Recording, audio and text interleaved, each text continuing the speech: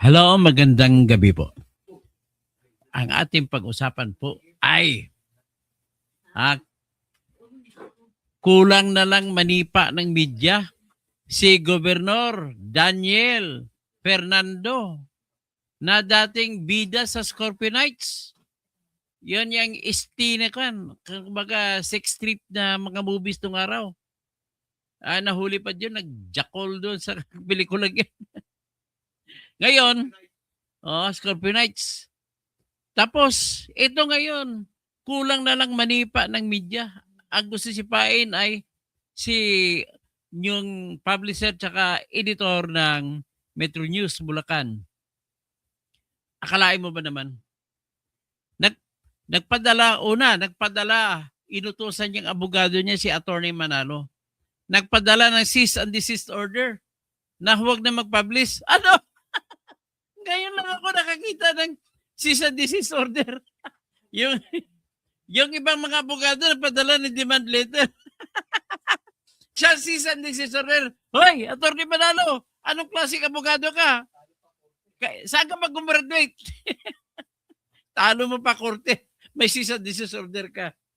Tapos, ang utos sa cease and desist order, huwag kang mag-publish ng anuman laban kay Governor Daniel Fernando.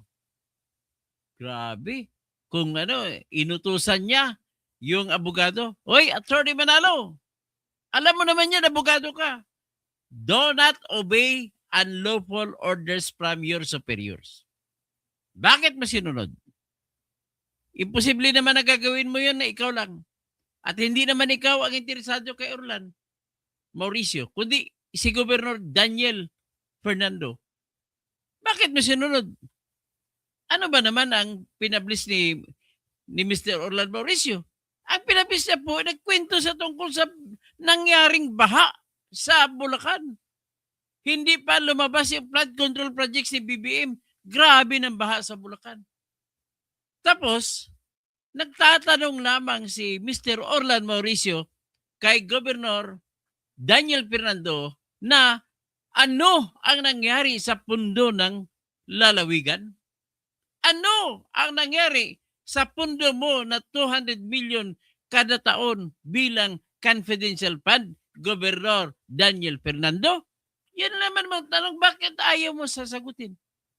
Pagkatapos niyan, ang nangyari, may isang jeep, di pasahirong jeep dyan, nakalagay sa estribo, sa ilalim na bakit tapakan ng jeep sa likod. Pagtapak mo, sa ilalim ng tapakan, may nakalagay, sa ikauunlad ng Bulacan, kalibugan ay iwasan. Ba't nagalit ka, Governor Daniel Fernando? Ano bang meron doon? Ba't nagalit ka? At pinatawag mo yung may-ari ng jeep. Pinatawag mo rin ang driver ng jeep. Pinahanap mo sa traffic police. Ano meron doon? Ulitin ko lang, nagalit ka doon sa nakalagay sa istribo ng jeep. Pag yung istribo yung parang tarpaulin na nakalagay sa ilalim ng tapakan pag akyat mo.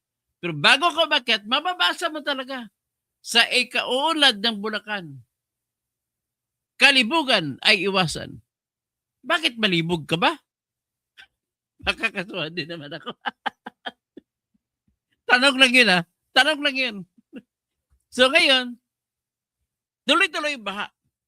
Sumulat naman ito sa editorial si Mr. Orlan Mauricio. Alam mo, magaling kasi na manunulat si Orlan Mauricio. Kasama ko ito sa People's Tonight nung araw.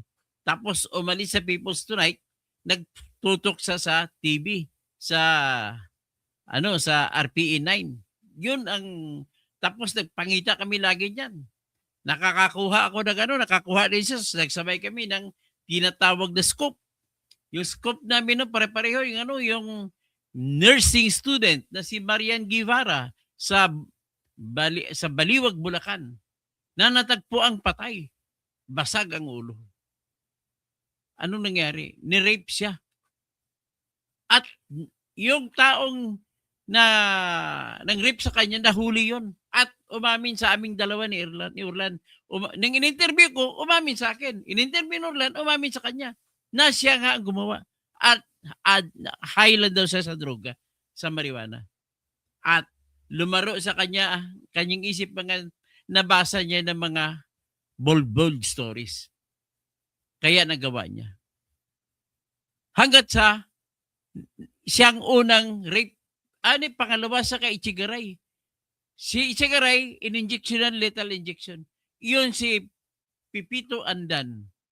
Siya ay in-injectionan din ng lethal injection. Alam mo, naawa nga ako dun eh. Nung nakausap ko, katabi niyang misis niya, binigyan ko pa siya ng pera. Noong panahon na yun, 500 pa lang pinakamataas na pera. Binigyan ko ng 500, pambili ng gatas ng anak niya. Well, kung arasan ngayon ang asawa niya, anak niya, sigurado ko malaking-malaki na yung anak niya. It happened that way, umamin naman po si Pipito Andan.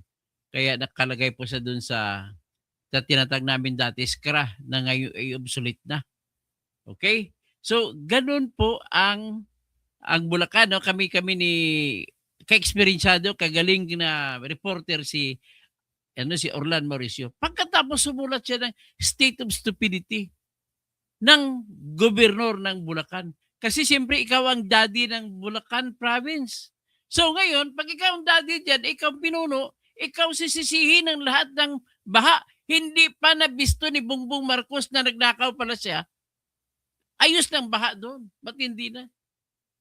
Umaabot pa ng ulo, ng tao ang mga baha dyan. Nangyayari na yan. Tapos, tinanong ni Orlan Mauricio, ano na nangyari sa pera ng probinsya? Ba't hindi masasawata yung baha na yan? Bandang huli, sinisisi nila yung airport na ginawa ni Ramon Ang. Yan po ang nangyari. So ngayon, ito diretso na tayo. Tapos, umabot sa punto na sumulat si Mr. Orlan Mauricio na bakit ka magagalit? Na sinabi na bakit ka magagalit na baog? Ikaw ba yun? Ang baog, sabi ni Orlan, ay yung taong walang anak. Tapos sinabi ba, kung ano pa, sinabi, ang mga tao na walang pinisitang asawa, yun mga baog. Kung ano pa, nagalit ka doon, kinasuhan mo po siya ng libel. Hindi ka pa nagkasya doon. At nagalit ka pa, nagpalabas ka pa, inutusan mo yung uto-uto mong vice governor na si Alexis Castro. At saka mga uto-uto mo na mga board members, bukales. Inutusan mo na gumawa ng resolution at tawaging iproklama na si Orlan Mauricio ay persona non grata. Pagkatapos may sinintensya na persona non grata, ano nangyari? Ngayon, nang nagkahiring, kumaso si Rumisbak, si Orlan Mauricio, ano nangyari? Naging na bakla ka pala. Hindi nyo inamin, sabi nyo, ano lang na yun? Expression of your sentiments. At hindi naman daw yun ipapatupad na babawalan ka. Paano pa nangyari? Nabawalan na nga eh. Nag-request na nga siya ng mga resolution sa probinsya, hindi siya pinapapasok. O yun, tumawag. Andiyan ka na ba? Hindi ako makapasok to. Hindi ka makapasok? StreamYard. Hindi. Pasok ka na lang. StreamYard. Pasok ka na lang sa Pasok ka na lang sa Messenger. Messenger. Messenger. Tawag ka sa Messenger. Okay. Okay. Antayin natin si Orlan Mauricio, papasok siya sa Messenger. At doon interviewin natin siya. So, nung nag-request na siya, kasi kinasuhan ng libel si Orlan Mauricio. Ngayon, kailangan ni Orlan Mauricio maka-request ng tinatawag na resolution. Ordinansa, hindi pwede resolution. Ito. Antayin natin siya. Papasokin natin si Mr. Orlan Mauricio. Ang bida ng bayan sa panahong ito. Papasokin natin interviewin natin yung bida. Pwede ba pwede, ayaw mo ba ng mukha mo, ipalabas mo? Yung handsome face mo, ayaw mo ilabas? Ayan, madilim lang, madilim. Walang audio madilim lang. Walang audio? Alang audio, hindi kita marinig. Hindi, Hello? narinig mo ako ngayon? Hindi. Hindi, hindi ko ma-speakerphone eh. Ano lang, dito lang sa tenga ko lang Sige. pinapakinggan. Pagka, Bakit yung speakerphone mo? hindi ko nga maalaman bakit tayo gumana tong speakerphone eh. Teka, Pwede mong i-dial ulit. speakerphone, Pwede mong i-dial ulit. speakerphone, audio output. Yan, meron ba? May narinig kita sa speaker. Ayan, yan, narinig na kita. Ayan, okay na. Sige, i-off mo na lang ang ano. Ibig sabihin, mahina ang signal. I-off mo na lang ang ano. Hindi, ayan na. Okay na. Okay na? Ayan na. Okay na. Very good, Narinig very na good, kita. very good. Andito ako kasi Saan ka ngayon? sa isang Huwag mo na banggitin lugar mo. Baka ipatargetin ka pa ni Gobernador dyan eh. dito lang sa tabi-tabi. Okay. Sa isang gilid ng At binibigay ko lang sa audience ko ang konteksto kung kung bakit ini-interview kita ngayon. Ladies and gentlemen, ipagpatuloy ko lang na pagkatapos masampahan ng cyber libel ng dalawang sets of cyber libel, si Mr. Orlan Mauricio ay hindi pa nagkasya. Nagpalabas pa rin, inutusan yung mga uto-uto niyang Vice Governor si Alexis Castro at saka uto-uto niya mga bukalis na magpasa ng resolution. Kasi hindi naman pwede magpasa ng resolution ng gobernador. At ideklara na persona non grata at pinagbabawalang pumasok sa probinsya. Pero nung in-interview siya, hindi lang sa provincial capital, kundi sa buong probinsya, unwelcome siya. Anong ibig sabihin? Tagariyan siya sa Bulacan, i-unwelcome mo. Sabagay illogical. How can you welcome somebody from the home itself? So anyway, ang sinabi ko kanina, ang konteksto, nag-umpisa ang galit niyan sa mga sinulat ka tungkol sa baha sa Bulacan na hindi pa na-discover ni BBM ang flood control project anomaly, meron na siyang meron ng baha na ba't hindi? Lampas tao. Tapos, minsan, kinuwento ko rito, minsan na may isang jeep na mayroong nakasulat sa istribo sa ilalim ng tapakan na sa ikaunlad ng Bulacan, kalibugan ay iwasan. Kalibugan ay tigilan. Tigilan. Ayan. So, pikon na pikon siya doon. Doon siya napikon. Ayon sa nabasa ko, pinahanap niya talaga. Talaga, ng jeep. Pinahanap sa provincial commander at dinala doon sa loob ng Camp Alejo Santos at doon sinermonan, at pinahiya sa media, tinawag yung mga media at sinermonan, nakala mo hawak niya sa liig at alila niya yung driver na may-ari ng jeep. Ganyan ka diktador tong gobernador na to. Ganyan kawalang iya sa human rights nitong isang uring driver lang, napakaliit na tao. Tigri pala ito. Kaya ang title ng ating show ngayon kulang na lang manipa ng media si Gob Dan Fernando. Bakla pala. Ayan ang title natin. Alam mo ang nakakatuwa rito, yung inumpisahan ko to, bakit siya pikon na pikon diyan sa expose ko sa editorial ko sa baha. Pakikwento mo nga in brief, anong expose mo sa baha? Yung editorial ko, pinangalanan ko, title ko doon, State of Stupidity at the Provincial Capital. Okay. Bakit State of Stupidity? Kasi tuwing na lang may pagbaha, nagdi-declare siya ng state of calamity. Dahil pera to Pag nag-declare siya ng state of calamity, meron siyang access dun sa 1 billion calamity fund ng probinsya. Yun, pinupulbos nila yun taon-taon. Okay, allocation yun Tanong ako sa iyo. Ilang beses na babaha at ilang beses na declare ng state of calamity? Mula 2023, taon-taon. 23, 24, 25. Ngayon, sigurado yan. Pag baha na naman yan, state of calamity kasi diyan ginagawa na nilang negosyo yan eh. Kaya nung 2023, nung in-expose ko to, sabi ko, hindi ko pa nakita tong ganito kabaha. Ang sinisisi ko rito sa ganitong pagbaha na wala ng katapusan sa Bulacan, yung paggawa ng Bulacan International Airport. Yung Bulacan Okay, Airport sa Taliptip. Okay, Ano, Ramon bakit ko sinisisi yan? Yan, kay Ramon Ang. Bakit ko sinisisi? Kasi simple lang. Pamula 1983 na dito na ako sa Bulacan. Ni minsan hindi pa nagkabaha ng ganong katindi. So sabi ko, may kinalaman na malaki yung pagbabaha dun sa ginagawang pagtatambak, reclamation. Imagine, 3,000 hektarya. Gaano kalaki yun? Kasi laki ng isang, yung buong Giginto. Okay. Ang Yun. ibig sabihin, Buong Giginto, Bulacan. ang ibig sabihin, ang daluyan ng mga tubig tinabunan. Mismo. Yun ang Nilagyan ng baka buhangin para sinimento. gawing runway. Sinimento nila, sinimento. Okay. Sinisimento at nire-reclaim. Bakit mo doon itatayo?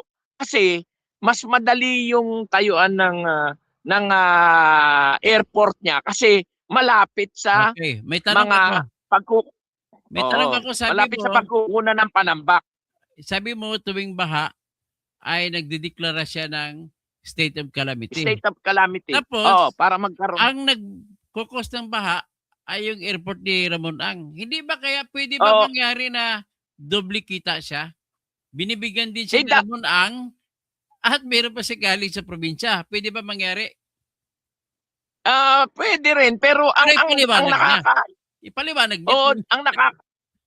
ang nakakainis dito, ang dahilan ng pagbabaha si Ramon Ang, dapat siyang magbayad ng lahat ng flood control. Bakit pinasasagot sa gobyerno? So yun ang sinabi natin doon sa unang editorial natin na ang punot dulo, ang cause and effect ng pagbabaha, ng massive flooding, phenomenal flooding, buong Bulacan naranasan pamula Mekawayan hanggang Kalumpit, hanggang Apalit, hanggang Valenzuela, hanggang Caloocan, inabot sila ng baha dahil dito sa dilubyong ginagawa na airport sa Bulacan. Okay. Sinisisi ko, ang dahilan niyan, ang mortal sin dyan, pinapasa nila yung batas na yan na binibigyan ng 50-year franchise si Ramon Ang, pero walang mandatory na public hearing. Bakit ba importante yung public hearing?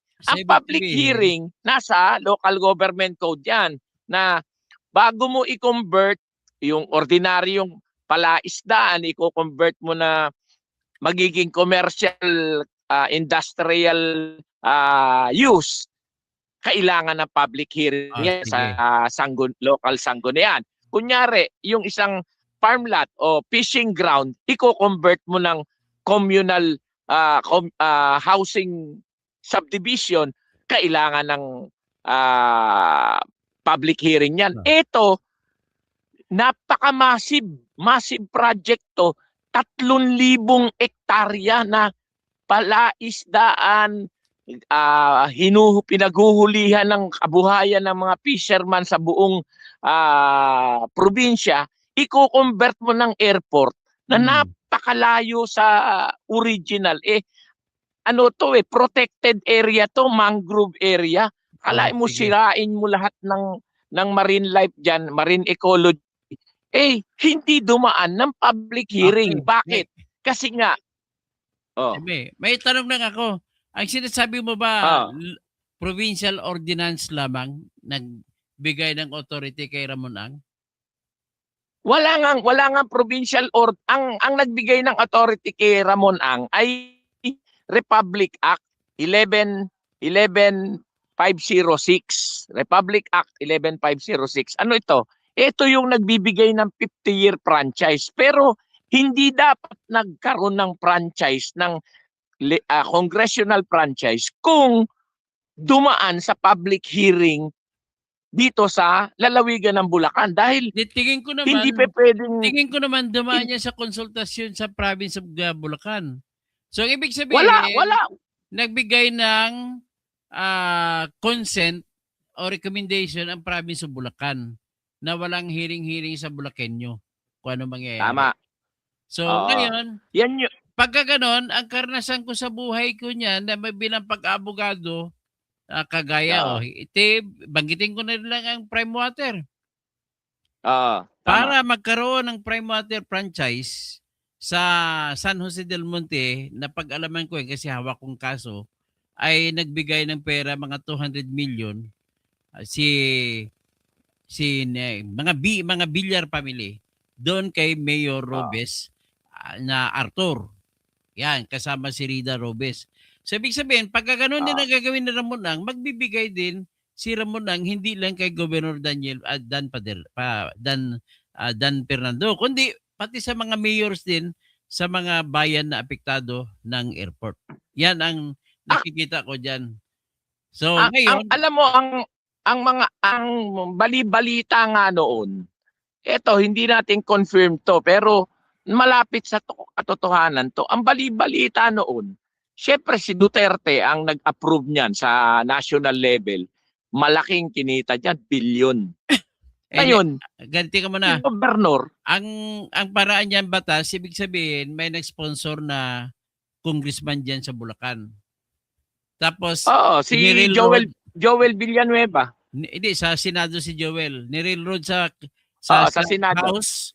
Siyempre, kaandyan naman, kakakampi lang si Domingo.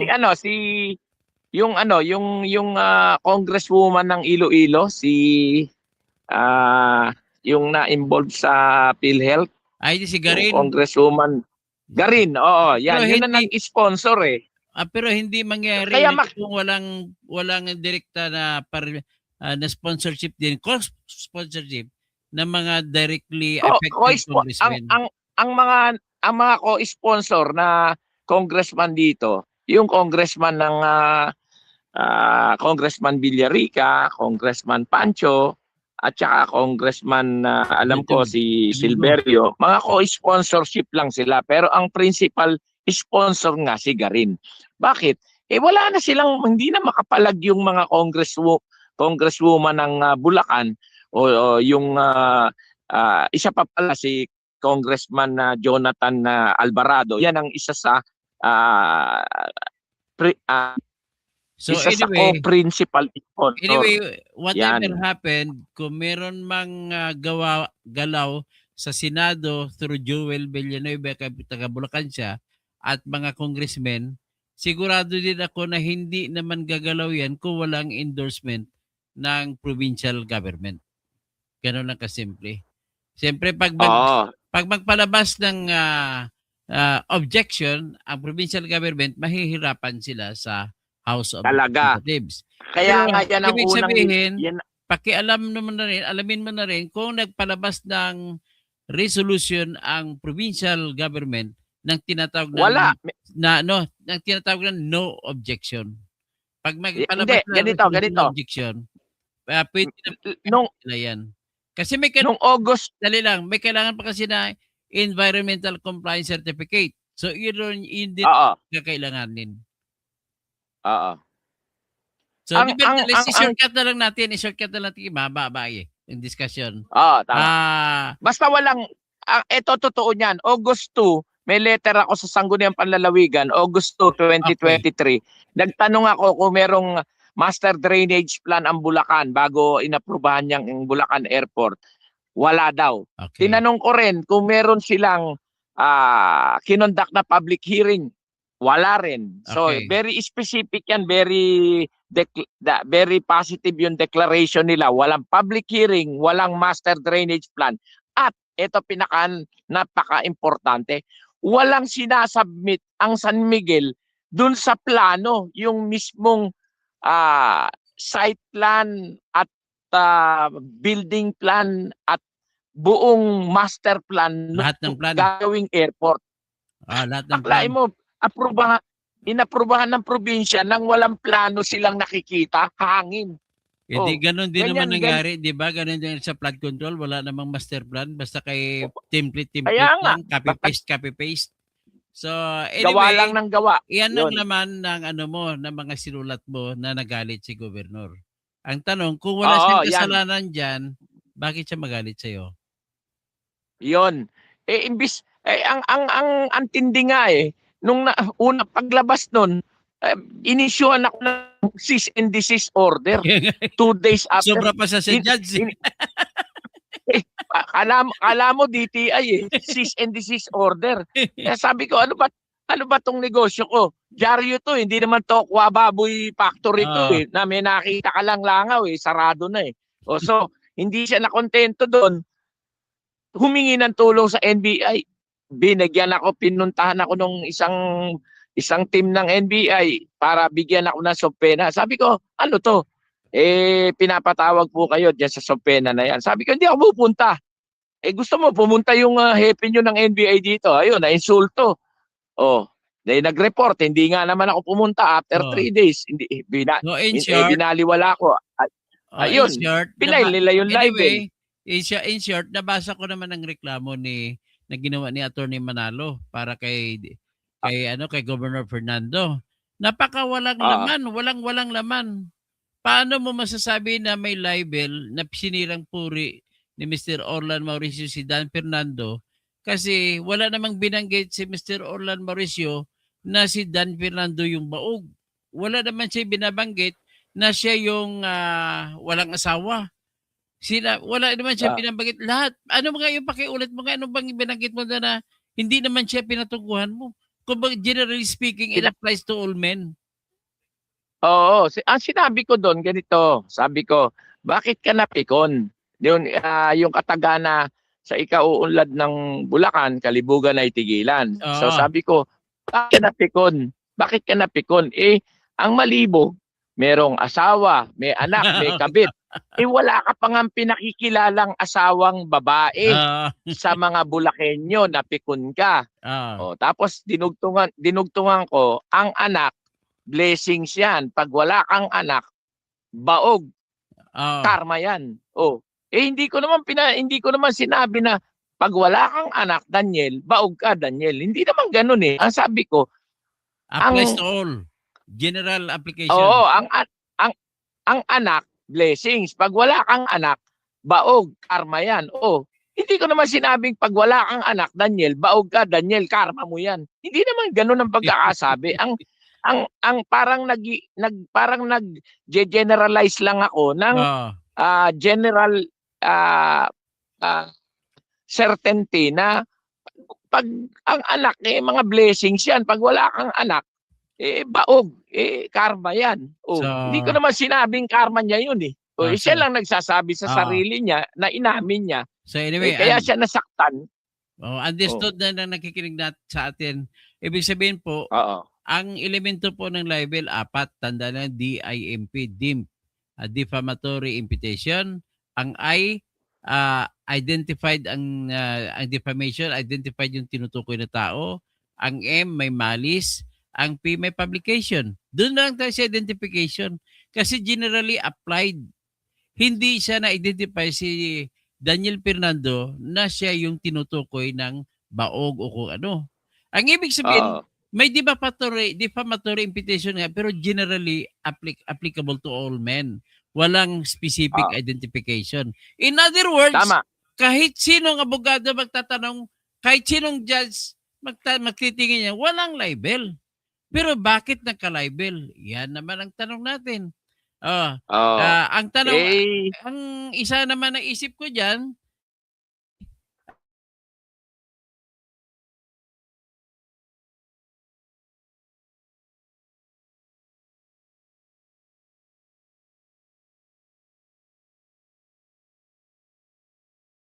ayan, dali.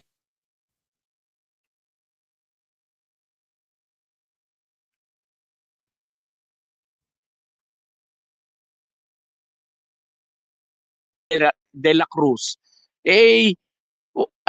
Imagine submitted for resolution October. Tapos bigla na lang, walang kaabog-abog, April 14, ipinail nila sa husgado. Nung tiningnan ko yung resolution, antedated January 3. So anyway, Sipin mo yun. I-shortcut na lang natin. What is true here is, dahil inaprubahan ng judge na may libel, ang judge ay culprit din. Pwede silang kasuhan ng ignorance of the law. So ngayon, nakikita ko dyan, sa nag-research ako kanina, yung naputol ako, ay ang result ng sinabi sa akin ng co-pilot na AI ay bariho daw, mayroon din daw ata yung Bulacan na allowances na binibigay sa prosecutors Mga judges. at saka judges. Prosecute at saka judges. So, ngayon, Oo. kung ganon, may allowance pala si prosecutor na nagdesisyon na may libel ka. At kung ganon, Oo. may allowance din pala galing kay Gov. Fernando yung judge na nag-aproba na may libel. So in that Oo. score, Yan, lahat sila. nakalagay po sa paano yan? Gusto nilang i-please ang si gobernador kasi tumatanggap sila ng allowance monthly tsaka gasoline allowance. Tama. So on the other hand, may duty sila to serve justice kasi kinakasuhan ka ni Gov. Sa kabila, i-please nila si Gov. Sa kabila naman, kailangan may justice sila. At halata naman na walang libel. Napakaklaro walang libel. Tapos, decision na may libel, ibig po sabihin ay may conflict of interest na plain and simple. Dito. Tama. So Tama. ngayon, gusto Yan ko lang malaman din ng tao ang batas. Ang batas po sa Republic Act 7160 ay nagbibigay sa ilalim ng Section 458 ng kapangyarihan sa locality, either municipality, city, or province na magbigay ng allowance sa mga national government officials kagaya ng fiscal, kagaya ng judges. Judges. Ngayon, on the other hand, meron na naman tayo tinatawag na Republic Act 6713 na nag-utos that all forms of conflicts of interest must not be allowed, must be prohibited. Tapos on top of that, meron tayong pinakamataas na batas na nagsasabi, yun po yung Section 1, Article 11 ng ating Constitution na nagsasabi, public office is a public trust. Tapos sinasabi pa, all government employees, public employees and officers must at all times render services with responsibility, integrity, loyalty, and efficiency. My question is, how can he be efficient if he is receiving money from the governor on one hand, and he is now to dispense the duty, to dispense justice? So how can it be? Therefore, unconstitutional po, labag sa Constitution ang Section 458 ng Republic Act 7160. At on that score, dahil hindi naman talaga may itatanggi na merong conflict of interest, magiging null and void ang action ng isang opisyal kapag nakalagay siya sa conflict of interest. At kung null and void, ano yung null and void? Yung pagdesisyon ng piskal na may kaso ka. Null and void yun. Yung isa pang null and void, nung binigay na ng piskal sa judge, nagdesisyon ng judge na may warrant of arrest ka. Warrant. So, Inisyon ako ng warrant. Anong ibig sabihin ng null and void sa lahat? Ibig sabihin po, null and void from the very beginning ang lahat. Kaya ang lahat ng mga desisyon nila ay talagang null and void. It must be declared void. And if that is so, you must file a motion to declare all actions as void. And if they will deny, shoot up directly to the Supreme Court on a question of law. Ganun lang kasimple. So, para yan lang nga, Supreme Court na makialam.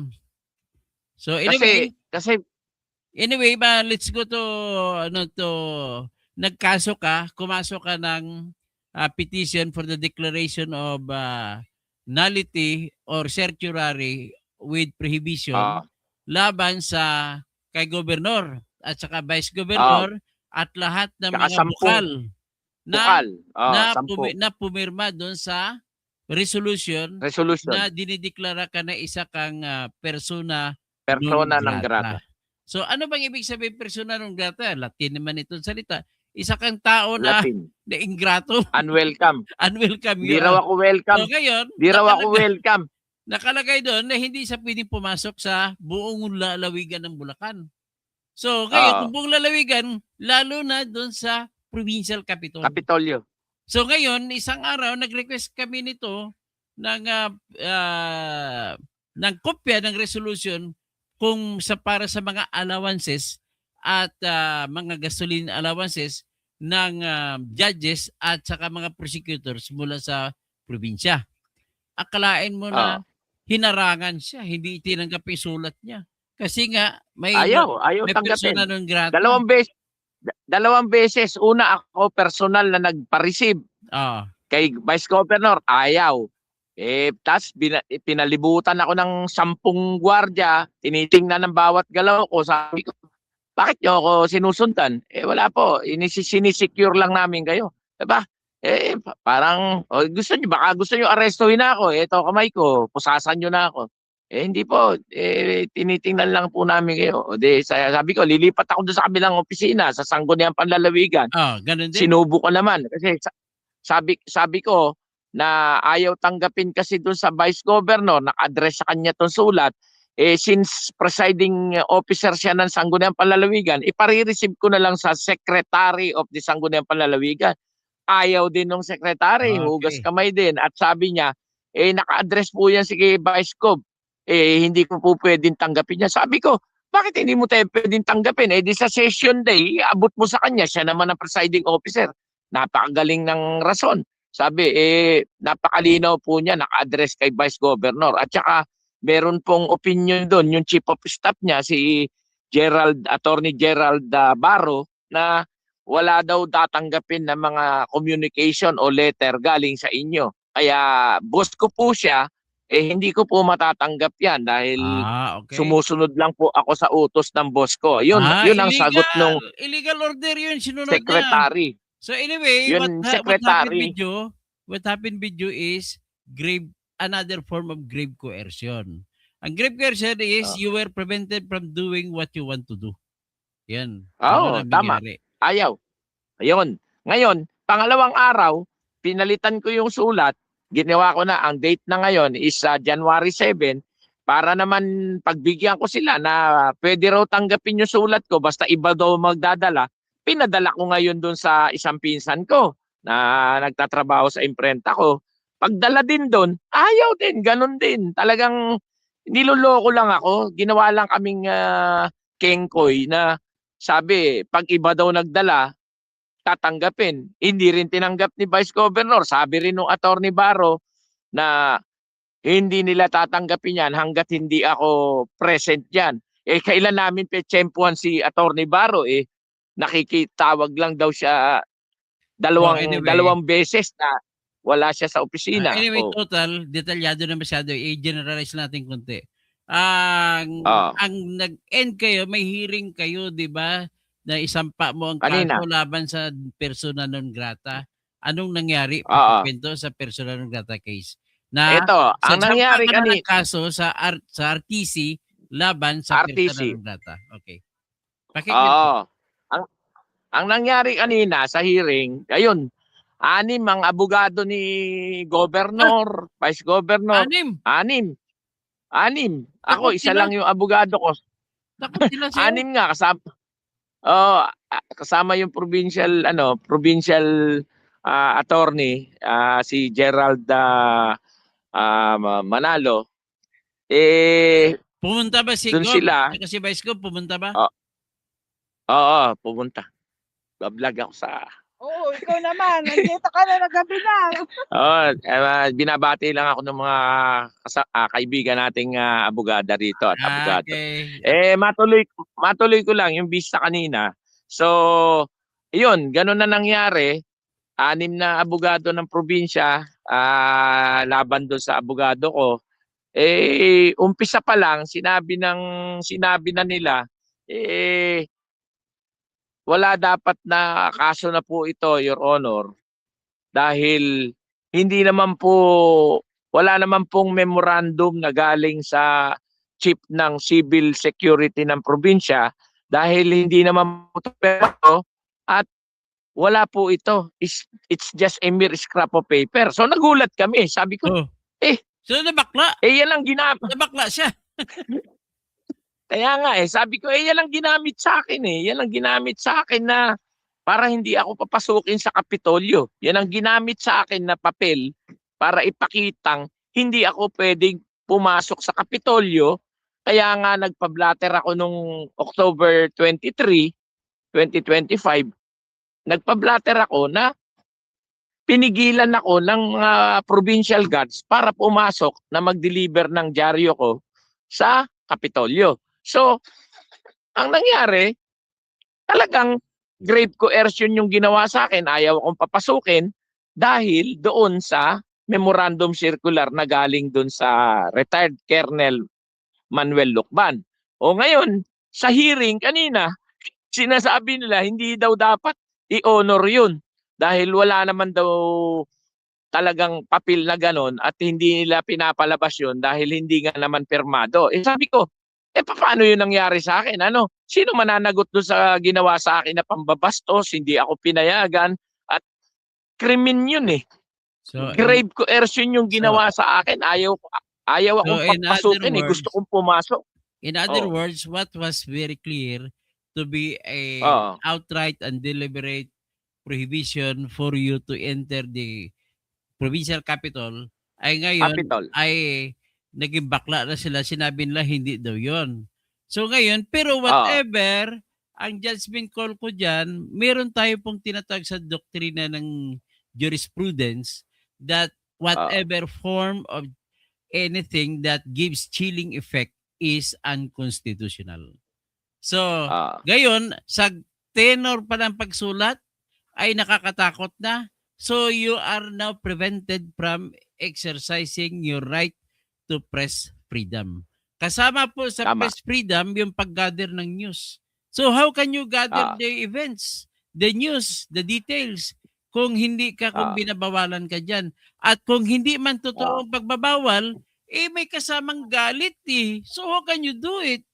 So, those are actually subtle naman ng pagsabi ng pag-amin. Pero whatever it is, it will be treated by the judge. Kung hindi lang bias ang judge, it will be treated by the judge as admission per se.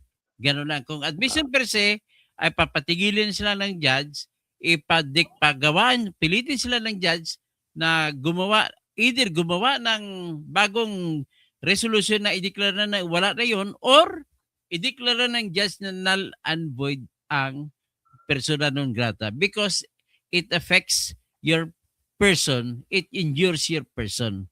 Kasi papasok naman yan, kung matandaan mo yung Article 19 ng Civil Code of the Philippines, papasok dyan ng effect na sinasabi na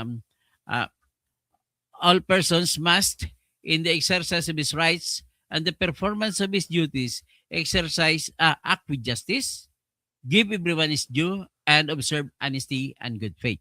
So kahit karapatan pa nila ni Governor yon, they must not abuse their power and not abuse their right. So in that, you can claim, you can file another case for civil case for damages.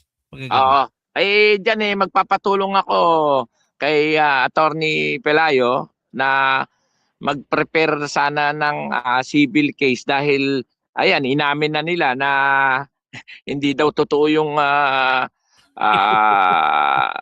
memorandum circular na yan. Inamin na nila sa korte. Papadalan ko kayo ng transcript. Kukuha ko ng transcript na sinabi nila na non-existent yun. It has no legal effect whatsoever because it's a mere scrap of paper. Doon pa lang, inamin na nila na illegal yung ginawa nilang pagpigil sa akin. Anyway, you have the other evidence kahit na hindi nila inamin. Ano ba yung ibang ebidensya mo? The fact na merong sheriff's return. Meron akong video. May video ko at saka litrato nung hindi ako pinapasok. Okay. Tapos meron pang blatter. Yung police blatter na yung pinakamabigat dyan, second to video, yung pinakabigat dyan, yung minura nung chief security, yung sheriff. Nag-report yung sheriff. Oo. So, other than an act of admission of the resolution, of the existence of the resolution and its effect, it constitutes also an act of indirect contempt laban sa court. Kasi ang sheriff, persona ng korte yan. Kapag ininsulto mo ang sheriff, parang ininsulto mo na rin ang buong court. So, indirect contempt yan. So, another thing ay maraming manganganak yan na manganganak. Saka pwede ba administrative case yan sa mga abogadong involved, liable kwan yan, disciplinary matter that will be a ground for disbarment laban sa kanila kasi ang kasalanan nila sumunod sila sa unlawful order. Andiyan nga batas Pwede ba naman ng mga lahat ng abogado to obey the lawful order but not unlawful. pwede ko bang sabihin since na-dismiss na yung kaso dahil winidraw na nung lawyer ko yung case, Mm. pwede bang ihabol doon yung ipad-contempt yung bagong hepe na Yes, pwede. pumalit?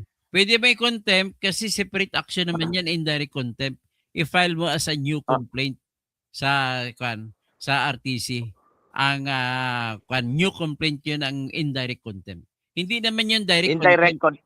Ang direct contempt, yun mismo kung saan korte ang kaso, doon mo isasampa yan. Pero dahil indirect contempt, pwede mong isampa as independent action. Kasi gusto kong tulungan yung yung sheriff na kanina kausap ko. Talagang nakita ko siya na talagang nababo yung personality niya na masyado siyang nakita mo naman yung narration niya do sa sheriff report na sarcastic na ipinahiya siya kaya humingi pa siya ng apology. Akalain mo humihingi lang siya ng ID nung nag-receive tinakot na siya at siya pa humingi ng apology na wala namang masama doon sa ginagawa niya. Humingi lang siya ng ID na nag-receive nung summons ng notice of hearing. Hinihingan niya lang ng ID para may documentation. Ano ginawa? Ininsulto siya, tinakot at humingi pa ng tawad yung sheriff na sa tingin ko masyadong 'di ba? Ano na yan? Anyway, what happens is a good congratulations to you. Hindi nangyari ito kung hindi na sa mga efforts mo. At hindi ganun kalaki ang tingin sa iyo kung hindi ka magaling. Ganun na kasimple lang yan. And with that, just continue the good fight. Just move on. At andito lang ako sa tabi-tabi mo. At magandang gabi po mga kababayan. At magpapaalam na kami. Magandang gabi po sa inyong lahat. Maraming salamat to at kay Attorney Pelayo. Maraming salamat. Okay, sige.